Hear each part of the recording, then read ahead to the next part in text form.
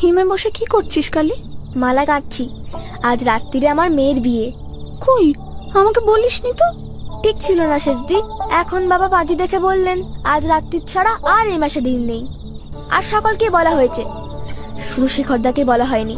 যাও না সেজদি, শিগগির করে দিয়ে এসো না।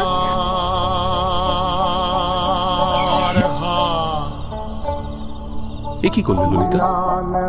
কেন, কি হলো? জানো না কি হলো? কালকে জিজ্ঞেস করে এসো আজকের রাত্রিরে গলায় মালা পরিয়ে দিলে কি হয়। হঠাৎ কি একটা কাজ করে ফেললে বলো তো? যাও আবার। আমার দোষ কি? তুমি তো করে গেলে। কিচ্ছু করিনি, তুমি ওটা ফিরিয়ে দাও। কাছে এসো, ফিরিয়ে দিচ্ছি। তুমি অর্ধেকটা করে গেছো, সরে এসো, আমি সেটা সম্পূর্ণ করে দিই।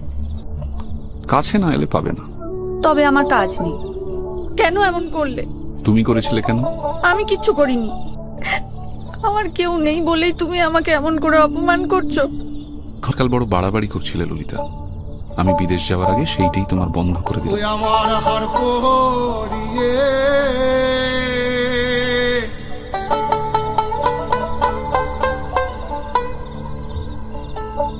ওই আমার হার পরিয়ে